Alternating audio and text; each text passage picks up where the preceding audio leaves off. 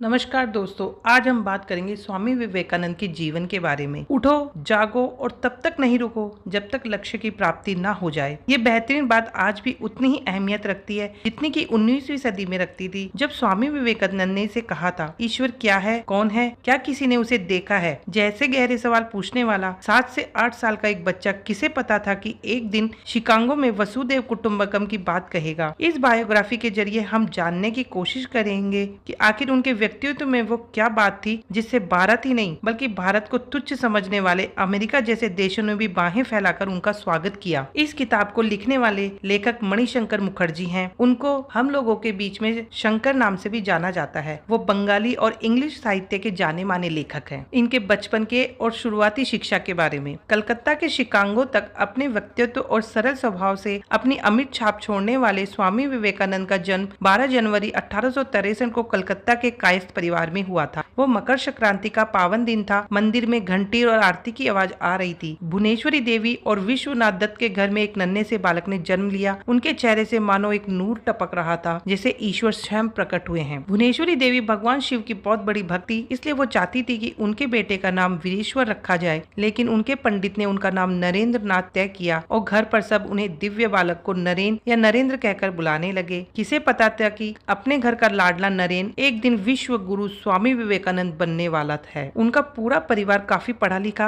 और खुले विचारों का था। उनके पिता विश्वनाथ दत्त कलकत्ता हाई कोर्ट के जाने माने वकील थे। अंग्रेजों के साथ उनका उठना बैठना था, इसलिए वो वेस्टर्न कल्चर से काफी प्रभावित थे। वो चाहते थे कि नरेंद्र भी किसी बड़े अंग्रेजी स्कूल में पढ़कर ब्रिटिश गवर्नमेंट में बड़ी पोस्ट पर काम करे। उनकी माता भुवनेश्वरी देवी कर्म धर्म में बहुत विश्वास रखती थी। उनके घर में आए दिन कोई न कोई पूजा या कथा होती थी। घर में ऐसे धार्मिक माहौल के कारण नरेंद्र के मन में छोटी सी उम्र में ही भगवान के बारे में जानने की और उन्हें हासिल करने की इच्छा जाग उठी। उनकी माँ अक्सर उन्हें रामायण और महाभारत की कहानियां सुनाया करती थी। उनके तर्कों को सुनकर कई बार उनकी माता भी दंग रह जाती थी। उनके पिता भौतिक सुख सुविधाओं के प्रति रुचि रखते थे, लेकिन इसके विपरीत नरेंद्र का मन सन्यासी जीवन और धर्म को समझने में ज्यादा लगता था। उनके जिज्ञासु व्यवहार के कारण वो हर किसी से सवाल पूछते रहते थे। आप एक 7 साल के बच्चे की समझ का अंदाजा यहीं से लगा सकते हैं कि उन्होंने अपने पिता से पूछा कि आपने मेरे लिए क्या किया। उनके पिता ने कहा कि आईने में खुद को देखो और समझ लो कि मैंने क्या किया। अब इसके आगे अपने लिए तुम्हें सब खुद करना। उसके पिता ने इतनी बड़ी बात इतने छोटे शब्दों में बता दी कि माँ बाप बस जन्म दे सकते हैं, लेकिन हर एक की तकदीर उनके हाथों में होती है। फिर नरेंद्र ने पूछा, पिताजी मुझे दुनिया के सामने कैसे रहना चाहिए। उनके पिता ने कहा, बस किसी भी चीज को देखकर हैरान मत होना, चाहे वो कितनी भी अच्छी हो, बुरी हो, बड़ी हो या छोटी हो। इसलिए चाहे गाँव का चौपाल हो या शिकागो का मंच, नरेंद्र कभी नहीं घबराए। सभी माता पिता की तरह नरेंद्र के पिता भी चाहते थे कि वो पढ़ लिख कर अपना भविष्य बनाए। इसी सोच के साथ उन्होंने सन 1871 में 8 साल की उम्र में नरेन को ईश्वर चंद्र विद्यासागर के मेट्रोपॉलिटन संस्थान में दाखिला दिया। जहां बाकी बच्चे खेल कूद में सपने देखते हैं, वहाँ नरेंद्र को ईश्वर की रोशनी से जुड़ने के सपने आते थे। उन्हें सपने में अक्सर रोशनी का एक गोला दिखाई देता जो उनके ऊपर रोशनी की बरसात किया करता था। उस रोशनी में नहाकर उनका तन मन भी उसी रोशनी की तरह चमकदार हो जाता। उन्होंने कई लोगों से अपने सपने का मतलब पूछा, पर कोई उन्हें संतोषजनक जवाब नहीं दे पाया, सिवाय उनके गुरु श्री रामकृष्ण परमहंस के। स्कूली शिक्षा खत्म करने के बाद वो आर्ट्स में ग्रेजुएशन करने के लिए प्रेसिडेंसी कॉलेज गए। वो समय से पहले ऐसे भारतीय छात्र थे जिसने अपने कॉलेज के एडमिशन टेस्ट में फर्स्ट डिवीजन अंक प्राप्त किया हो। कॉलेज में दाखिले के बाद उन्होंने कई साहित्य, कला और धार्मिक किताबें पढ़ी। किताबों के प्रति उनकी रुचि देखकर उनके प्रिंसिपल विलियम हेस्टी ने कहा कि उन्होंने आज तक नरेंद्र जैसा विद्यार्थी नहीं देखा। रामकृष्ण परमहंस से मुलाकात। हमारे जनरेशन की सबसे बड़ी दिक्कत यह है कि हम अपना गोल ही नहीं समझ पाते, लेकिन नरेंद्र ने अपनी टीनेज के दिनों में ही अपनी जिंदगी का गोल डिसाइड कर लिया था। एक दिन उनके सपने में 2 लोग आए, एक पढ़ा लिखा वेल सेटेड व्यक्ति जिसके पास अच्छी नौकरी, अच्छा घर, खुशहाल परिवार, सभी भौतिक सुख सुविधाएं थी। वहीं दूसरा एक साधु जो ईश्वर की तलाश में सारी दुनिया घूमता हुआ रोज नए लोगों से मिले, दुनिया के हर कोने को देखे, वो भी बिना मोह माया के। सुबह उठकर उन्होंने दोनों रास्तों पर विचार किया, फिर एक सन्यासी बनने का निर्णय किया। उनका बस एक ही लक्ष्य था कि उन्हें भगवान से मिलना था, उन्हें देखना था। इसके लिए वो एक ऐसे व्यक्ति की तलाश में थे जिसने खुद भी एक ऐसा एहसास जिया हो। वो कई लोगों से मिले उन्होंने और ब्रह्म समाज ने भी ज्वाइन किया। हर किसी से वो एक ही सवाल पूछते थे कि क्या आपने भगवान को देखा है, लेकिन हर कोई उन्हें बहलाने के लिए अलग अलग उपाय बताता रहता। उनका मन बहुत उदास और निराश हो गया। एक दिन किसी ने उन्हें रामकृष्ण परमहंस के बारे में बताया। उनसे मिलने की आशा में वो दक्षिणेश्वर मंदिर गए। अपना शिष्य शिष्य बनाने से पहले रामकृष्ण ने उनकी परीक्षाएं ली। उन्होंने देखा कि कैसे नरेंद्र को भजन गाते समय किसी भी चीज का ख्याल नहीं रहता, ना अपने कपड़ों का, ना ही मौसम का, ना भूख प्यास का, वो बस लीन हो जाते हैं। नरेंद्र की आंखें देखकर ऐसा लगता मानो वो हरदम साधना में लीन है। उनकी ईश्वर को जानने की प्रति निष्ठा को देखकर रामकृष्ण खुश हो गए और उन्हें अपने शिष्य के रूप में स्वीकार कर लिया। धीरे धीरे नरेंद्र अपने सबसे प्रिय बन गए, जिससे वो अपने मन की सारी बातें बताया करते थे। नरेंद्र ने भी उनसे वही सवाल पूछा कि क्या आपने कभी भगवान को देखा है? रामकृष्ण ने कहा, हाँ, जैसे मैंने तुम्हें देख रहा हूँ वैसे ही मैंने भगवान को भी देखा है। दुनिया में अधिकतर लोग परिवार, पद और पैसे को लेकर चिंता में रहते हैं और भगवान से भी उन्हीं से जुड़ी मनोकामनाएं मांगते हैं। किसी ने आज तक भगवान से ये नहीं कहा कि मैं आपसे मिलना चाहता हूँ। जो ये मांगता है उसे भगवान जरूर दिखते हैं। आप भगवान से बात कर सकते हैं, उनके साथ भोजन कर सकते हैं। इस बात को सुनकर नरेंद्र बहुत खुश हो गए। इसी चर्चा के बाद रामकृष्ण परमहंस जी ने उन्हें विवेकानंद का नाम दिया, वो नाम जो दुनिया के लिए अमर हो गया। अपने गुरु के प्रति इतनी अच्छी आस्था थी कि जब रामकृष्ण गले के ट्यूमर से ग्रसित हुए तो उनकी देखरेख की सारी जिम्मेदारी उन्होंने अपने ऊपर ले ली। उनके कमरे में खून और थूक के छींटे साफ करने से लेकर उनके कपड़े बदलने तक का सारा काम वो खुद करते थे। एक दिन किसी काम में फंस जाने की वजह से वो काम किसी दूसरे शिष्य को सौंप कर गए। उसने इस काम को लेकर घृणा का भाव दिखाया। इस पर विवेकानंद को बहुत नाराज हुए। उन्होंने थूक से भरा प्याला पीकर गुरु के प्रति अपनी सच्ची भक्ति साबित की। विवेकानंद से स्वामी विवेकानंद बनने का सफर। स्वामी रामकृष्ण की मृत्यु के बाद अब सारे शिष्य बेघर और बेसहारा हो गए थे। इधर विवेकानंद जी के पिता का भी देहांत हो गया था और घर में बड़े होने के नाते परिवार की जिम्मेदारियां भी उन पर आ गई। जैसे तैसे उन्होंने अब सभी शिष्यों के लिए एक कमरे का इंतजाम किया और यहीं से वारानगर मठ की शुरुआत हुई। दिन भर वो अपने परिवार की जिम्मेदारियां निभाते और रात में शिष्यों को सिखाने पढ़ाने का काम किया करते। रामकृष्ण की शिक्षा और विवेकानंद के साथ से सभी शिष्य एक दूसरे के साथ प्यार और विश्वास के साथ रहते थे। सांसारिक मोह माया से परे वो 2 जोड़ी कपड़े और सादा खाना खाकर अपना गुजारा करते थे। जब थक जाते तो मन बहलाने के लिए भजन कीर्तन किया करते। लेकिन विवेकानंद चाहते थे कि उनके मठ में रहने वाले हर शिष्य को धर्म के साथ साथ दुनिया का भी ज्ञान होना चाहिए। इसलिए वो उन्हें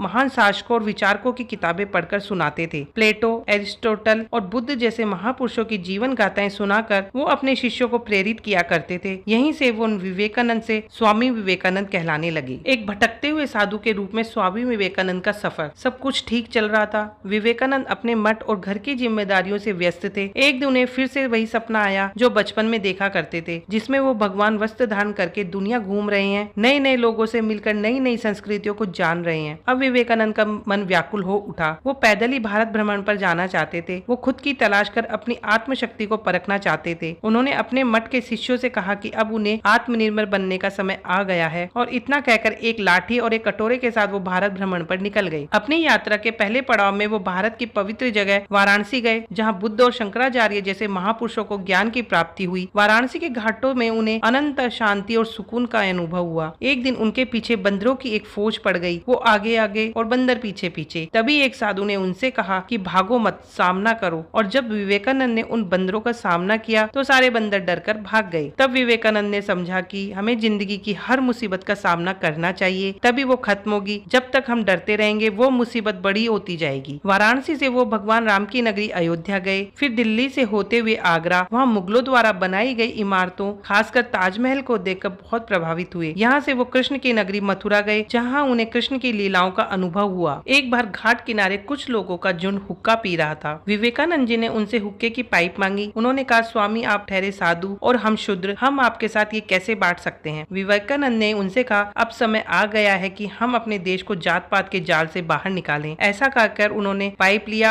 और हुक्का पीने लगे। यहीं से हमारे देश में जातिवाद को खात्मे की नींव डली। स्वामी विवेकानंद जी की अमेरिका ट्रिप। उत्तर भारत से मध्य भारत, फिर दक्षिण भारत से कन्याकुमारी तक का सफर स्वामी जी ने बिना पैसों से पैदल चलकर तय किया। कन्याकुमारी जाकर उन्होंने समुद्र के बीचों बीच एक पत्थरनुमा टापू पर मेडिटेशन सेंटर बनाया, जिसका नाम उनकी याद में विवेकानंद रॉय मेमोरियल रखा गया। यहाँ से वो रामेश्वर गए, जहाँ के राजा रामनाथ उनसे प्रेरित होकर उनके शिष्य बन गए। रामनाथ ही वो व्यक्ति थे जिन्होंने विवेकानंद को अमेरिका की ट्रिप पर जाने की बात बताई। उन्हीं ने विवेकानंद जी को ये एहसास करवाया कि भारतीय संस्कृति और हिंदू धर्म का प्रचार प्रसार अमेरिका जैसे देशों में भी होना चाहिए। विवेकानंद सोच रहे थे कि उन्होंने तो अपना जीवन भगवान के नाम किया है, फिर वो इस सब में क्यों पड़े। उसी रात उन्हें सपना आया जिसमें उनके गुरु रामकृष्ण उन्हें समुद्र के रास्ते अमेरिका की तरफ इशारा करते हुए कह रहे थे, जन सेवा ही ईश्वर सेवा है, ईश्वर तो हर व्यक्ति में बसता है। सुबह उठते ही ही वो समझ गए कि उनके गुरु भी यही चाहते हैं कि वो अमेरिका जाकर भारत के कीर्तिमान की गाथाएं सुनाएं और अमेरिका को ध्यान भारत की ओर खींचे। उन्हें आइडिया आया कि वो अमेरिका के लोगों को भारत की संस्कृति और ग्रंथों का ज्ञान देंगे, जिसके बदले वो लोग भारत को टेक्नोलॉजी और साइंस का ज्ञान दे सकते हैं। लेकिन समस्या ये थी कि अमेरिका जाने से पहले वो अपने ज्ञान और बोलने की क्षमता को परखना चाहते थे, इसलिए उन्होंने मद्रास में लेक्चर लेना शुरू किया। इस लेक्चर सीरीज का नाम उन्होंने माई मिशन टू वेस्ट रखा। अब धीरे धीरे लोग स्वामी जी को जानने लगे, उनकी कला और ज्ञान से प्रभावित होकर उनके शिष्य बन गए। देखते देखते उनके शिष्यों की संख्या बढ़ गई। एक दिन उनके शिष्यों ने पैसे जमा कर उन्हें दिए और कहा कि वो इसका इस्तेमाल कर अमेरिका ट्रिप पर ले जाएं। लेकिन स्वामी जी ने उसे लेने से इनकार कर दिया और कहा कि इससे गरीबों की मदद कर दें। फिर राजा रामनाथ ने उन्हें अमेरिका में होने जा रही द पार्लियामेंट ऑफ रिलीजन के बारे में बताया और इस तरह वो अमेरिका के लिए रवाना हुए। उनका खर्चा रामनाथ ने उठाया। भारत से शिकागो का सफर स्वामी जी ने पानी के रास्ते तय किया। इससे उन्हें करीब 3 महीने लग गए। वो सिंगापुर, हांगकांग से होते हुए जापान और फिर 30 जुलाई 1983 को अमेरिका पहुंचे। रास्ते में उन्हें कई लोग मिले जिनसे उन्हें बाहरी देशों की संस्कृति और उनके रहन सहन के बारे में जानने को मिला। अमेरिका पहुंचने पर उन्हें पता चला कि वो the parliament of religion conference शुरू होने में से 1 महीने पहले ही वहां आ गए थे। अब ना तो उनके पास रहने का कोई ठिकाना था, ना पैसे और ना ही कुछ खाने पीने के लिए। लेकिन जब भी विवेकानंद जी को कोई किसी चीज की जरूरत पड़ती तो कोई न कोई अजनबी आकर उनकी मदद कर देता, मानो भगवान स्वयं अलग अलग रूपों में आकर उनकी मदद कर रहे हों। आखिरकार सितंबर 1893 का वो दिन आ गया जिस दिन the parliament of religion start होना था। असल में ये वर्ल्ड कोलंबियन एग्जीबिशन का एक हिस्सा था। यह समारोह एक मेले की तरह सेलिब्रेट होता है। क्रिस्टोफर कोलंबस द्वारा अमेरिका की खोज की याद में ये दिन दुनिया को ये दिखाने के लिए मनाया जाता है कि आज अमेरिका ने साइंस और टेक्नोलॉजी जैसे लाइफ के जरूरी पहलुओं में कितनी तरक्की हासिल कर ली है। क्योंकि धर्म भी जीवन का एक अभिन्न अंग है, इसलिए इसे भी इस मेले का हिस्सा बनाया गया। अमेरिका में पहले किसी ने भगवा वस्त्र और पगड़ी पहने ऐसे इंसान को आज तक नहीं देखा था। सब उन्हें देखते रह गए। कई बच्चे तो स्वामी जी की नकल भी करने लगे। द पार्लियामेंट ऑफ रिलीजन का वो हॉल 7000 लोगों से भरा हुआ था। दुनिया के कई धर्मों के गुरु वहाँ मौजूद थे। वह सब अपनी स्पीच तैयार करके लाए थे। विवेकानंद जी तो थोड़ा डर महसूस करने लगे, लेकिन उन्हें अपने पिता की वो बात याद आ गई कि किसी भी चीज से हैरान मत होना। वो उठे और उन्होंने अपना भाषण शुरू करते हुए कहा, मेरे अमेरिकी भाई बहनों, इससे पहले किसी ने इतनी सौहार्दपूर्ण तरीके से बात नहीं की थी। सब उनके भाषण के कायल हो गए। वो बोलते गए और लोग सुनते रहे। अपने भाषण में उन्होंने सबको एक दूसरे का आदर करने और जो जैसा है वैसे ही स्वीकार करने की बात कही। उन्होंने लोगों को समझाया कि सभी धर्म एक ही ईश्वर तक जाने से अलग अलग रास्ते हैं। यहीं से शुरुआत हुई सर्वधर्म समानता और वासुदेव कुटुंबकम के नारे की, जो आज भी भारत देश की आत्मा में शामिल है। इस कॉन्फ्रेंस के अंत में तक स्वामी जी एक विश्व प्रसिद्ध धर्म गुरु बन गए। अमेरिका में भी उन्हें बोस्टन, न्यूयॉर्क और लंदन जैसे शहरों में लेक्चर के लिए बुलाया जाने लगा। इससे इकट्ठे हुए पैसों को वो भारत में गरीबों की मदद के लिए भेजने लगे। इस तरह उन्हें अपना मकसद पूरा होता हुआ दिखाई देने लगा। अमेरिका में वेदांत की स्थापना। अमेरिका में बिताए गए सभी दिनों में अगर कुछ स्वामी जी के दिल के सबसे करीब था तो वो नवंबर 1894 में वेदांता समिति की स्थापना हुआ। ये गरीब बच्चों का एक ग्रुप स्वामी जी के पास आया और उनसे वेदों और योग के बारे में सीखने की इच्छा जताई। कुछ पैसे इकट्ठे करके उन्होंने एक हॉल किराए पर लिया और स्वामी जी वहीं उन्हें लेक्चर देने लगे। कुछ नया सीखने की उनकी लगन से स्वामी जी इतने प्रभावित हुए कि वो खड़े खड़े घंटों उन्हें लेक्चर दिया करते। उन्हें योग, मेडिटेशन और वेदों को ज्ञान सिखाते। उन्होंने राजयोग, भक्ति योग, कर्म योग और ज्ञान योग नाम की किताबें लिखी, जिसे अमेरिका के लोगों ने बहुत पसंद किया। आज भी उनकी ये किताबें भारत ही नहीं बल्कि पश्चिमी देशों में भी पढ़ी जाती हैं। यहीं से न्यूयॉर्क में वेदांता समिति की नींव डली, जिसकी शुरुआत चंद गरीब बच्चों से होकर अमेरिका के बड़े बड़े लोगों तक पहुंच गई। अमेरिका में भारत का परचम लहराने के बाद स्वामी जी भारत लौट आए। जब उनका जहाज मद्रास के पोर्ट पर आया तो लाखों लोग श्रद्धा भरी नजरों से उनकी एक झलक का इंतजार कर रहे थे। ये सब देखकर उनकी आंखें भर आई और उन्होंने सबका शुक्रिया किया। स्वामी जी ना तो एक राजा थे, ना कोई अमीर व्यापारी, ना ही किसी ऊंची पोस्ट पर बैठे कोई अधिकारी। वो तो बस साधारण से सन्यासी थे, फिर भी लोग उनकी इज्जत करते थे। इस बात से हमें ये सीख मिलती है कि किसी का आदर करने के लिए बस ज्ञान और योग्यता ही जरूरत है। कुछ लोग उनके पास उनसे कुछ सीखने आते, कुछ उन पर सवाल उठाने, कुछ उनके ज्ञान की परीक्षा लेने, तो कुछ उनकी समस्याओं का हल ढूंढने। लेकिन जो भी जिस भी इरादे से आता, स्वामी जी खुले दिल से उसका स्वागत करते। जो लोग उनके पास ज्ञान के लिए आते उन्हें वो ज्ञान सिखाते। जो शांति प्राप्त करने के लिए आते उन्हें बस स्वामी जी यही कहते कि ईश्वर किसी मूर्ति में ढूंढने से नहीं मिलेगा, बल्कि अपने आसपास के लोगों की जितनी हो सके उतनी मदद करने से मिलेगा। उनका कहना था कि अगर लोग भूखे हैं तो उन्हें खाना दो, अगर बीमार हैं तो इलाज दो, अगर अज्ञान है तो उन्हें पढ़ाओ, यही सच्ची भक्ति है। स्वामी जी के जीवन के आखिरी दिन। जिंदगी के आखिरी दिनों में स्वामी जी अस्थमा के शिकार हो गए। डॉक्टरों ने उन्हें दक्षिण छोड़कर फिर से उत्तर की ओर जाने को कहा, क्योंकि वहाँ के मौसम में नमी कम थी, जो उनके स्वास्थ्य के लिए अच्छा था। स्वामी जी ने अमेरिकी शिष्यों के साथ मिलकर बेलूर मठ की स्थापना की, जो आज भी स्वामी जी के ज्ञान को महसूस करने की सबसे अच्छी जगह मानी जाती है। ये सभी रामकृष्ण परमहंस और विवेकानंद के फॉलोअर्स के लिए हेडक्वार्टर बन गया। अपनी बीमारी के बावजूद भी स्वामी जी अपने मिशन में लगे रहे। वो चाहते थे कि इस देश का हर इंसान अच्छा बने, उसके अंदर सेवा भाव हो, तभी हमारा देश तरक्की करेगा, वरना हम जाति और धन के बंधनों में ही उलझकर रह जाएंगे। जब वो किसी स्कूल या कॉलेज में लेक्चर के लिए जाते तो टीचरों से कहते कि आप बच्चों को केवल एक अच्छा क्लर्क, कर्मचारी या डिप्लोमेट मत बनाइए, आपका लक्ष्य एक अच्छा इंसान बनाना होना चाहिए। स्वामी जी की नजरों में एक अच्छा इंसान वो है जिसके अंदर सेल्फ रिस्पेक्ट, हिम्मत, प्यार और दूसरों की मदद का जज्बा हो। चूँकि वो हर धर्म और जाति को एक समान मानते थे, इसलिए वो अक्सर दूसरी जाति में शादी का भी काफी सपोर्ट करते थे। धीरे धीरे उनकी सेहत और बिगड़ती गई। डॉक्टरों ने उन्हें भ्रमण करने से मना कर दिया। अब ज्यादातर समय वो बेलूर मठ में ही बिताया करते। कई बार हजारों की भीड़ बेलूर मठ में उन्हें सुनने आया करती। ऐसी हालत में भी उन्होंने अपना मेडिटेशन नहीं छोड़ा और न पढ़ने और पढ़ाने का रूटीन। वो बीमारी में हमेशा खुद को व्यस्त रखते थे। अक्सर लोग उन्हें पूछते कि वो थकते नहीं है, तो वे कहते कि भगवान के काम में कैसी थकान। 39 साल की उम्र में स्वामी जी ये समझ गए थे कि अब उनकी जिंदगी के कुछ ही महीने बचे हैं और वो 40 की उम्र तक नहीं पहुंच पाएंगे। उन्होंने अपने मठ में सीनियर साधु को बुलाया और कहा कि अब मेरा अंतिम समय आ गया है। अब मठ की जिम्मेदारी और मेरे द्वारा शुरू किए हुए कामों को आगे बढ़ाने का जिम्मा तुम सबके ऊपर है। उन्होंने ये भी बताया कि वो अपना अंतिम संस्कार कैसे करवाना चाहते हैं। आखिर 4 जुलाई 1902 की निर्मम तारीख आ ही गई। रोज की तरह स्वामी जी ने उठकर ध्यान और भजन किया। शाम करीब 7 बजे वो अपने कमरे में ये कहकर गए कि कोई उन्हें डिस्टर्ब ना करे। कुछ देर में उन्होंने सभी को कमरे में आवाज दी। स्वामी जी अपनी अंतिम सांसें ले रहे थे। उन्हें बिस्तर पर लिटाया गया। उनके चेहरे पर मौत का डर नहीं, बल्कि परमात्मा से मिलने की शांति थी। रात करीब 9 बजे उन्होंने अपना शरीर छोड़ दिया। अगले दिन उनका अंतिम संस्कार ठीक उसी ढंग से किया गया जैसा वो चाहते थे, और इस तरह सदी का एक महापुरुष पंच तत्व में